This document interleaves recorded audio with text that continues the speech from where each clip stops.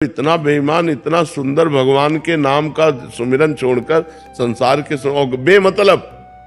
बेमतलब जाल बुनता रहता है, बेमतलब घूमता रहता है। उसको लाख समझाओ, वो उसकी आदत है। अब बस उसी को संभाल ले तो जीवन मुक्त हो जाए।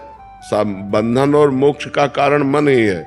विषयों में लगा हुआ मन बंधन का कारण है और भगवान में लगा हुआ मन मोक्ष का कारण है। तो खूब भजन करो, इसी से ज्ञान प्राप्त हो जाएगा। प्रियंका जी उत्तराखंड से।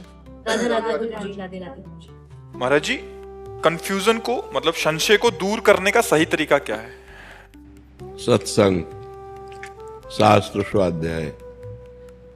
जब हमें सत्संग के द्वारा सत्य वस्तु का पता चलता है, हमारी बुद्धि पवित्र होती है तो संशय रहित होती है।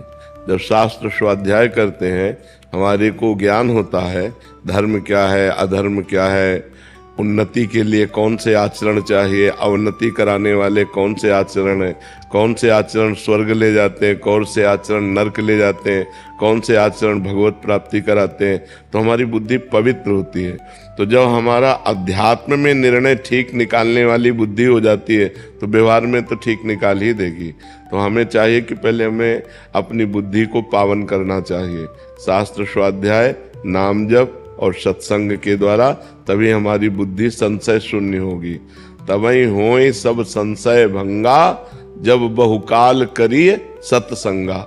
जब बहुत काल हम संतों का संग करें, शास्त्र स्वाध्याय करें, तो हमारी बुद्धि पवित्र हो जाती, फिर उसमें संशय नहीं रह जाता है।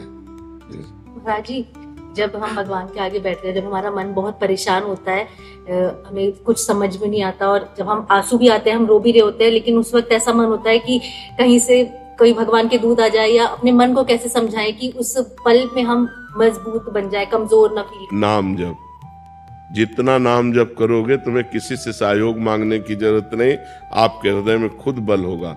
जितना नाम जप, हम इसीलिए चिल्ला चिल्ला के कहते हैं आप सब नाम जप करो। नाम जप से बुद्धि पवित्र होगी, नाम जप से तुम्हारी कामनाएं पूर्ण होंगी, नाम जप से तुम्हारी असत कामनाएं नष्ट होंगी, नाम जप से तुम बलवान बनोगे और मन को अपने अधीन रखोगे, इंद्रियों को अधीन रखोगे। नाम जप से हर समस्या का समाधान तुम्हें मिल जाएगा। नाम जप से हर दुख को सहने की सामर्थ्य मिल जाएगी।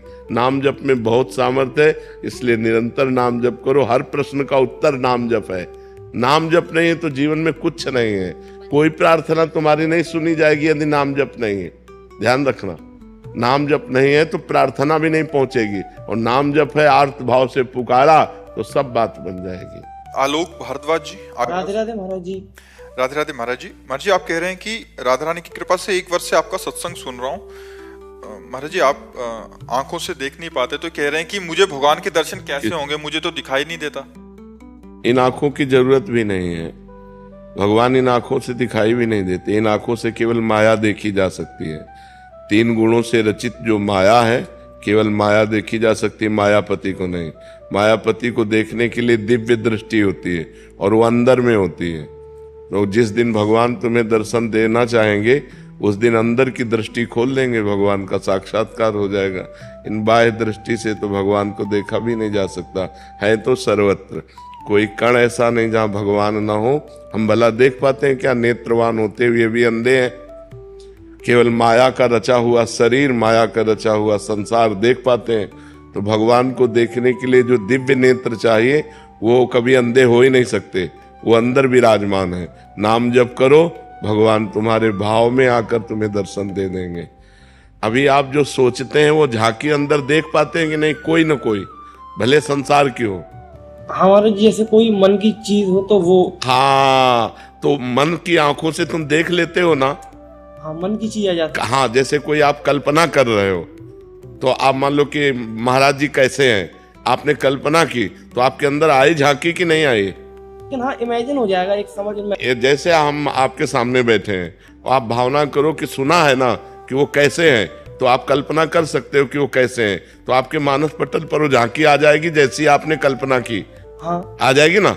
हाँ, तो इसका मतलब है कि वो नेत्र हैं जिन नेत्रों से हम भगवान देख सकते हैं। क्योंकि जो ही हम भावना करेंगे, वैसे ही हमारे अंदर भावना में भगवान जाकी रही, भावना जैसी प्रभु मूर्ति देखी तिन तैसी। इसलिए तुम नाम जप करो, ये तो चिंता मत करो कि बाहरी नेत्र नहीं तो हम भगवान को कैसे देख पाएंगे।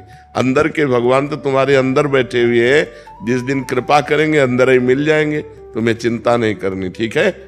और खूब नाम जप करो, प्रसन्न रहो, ये कभी शोक मत करना कि मेरी आंखें नहीं है, नहीं, जिनकी आंखें बाहरी नहीं होती उनकी आंखें भगवान होते हैं, चिंता मत करो, ठीक है जी।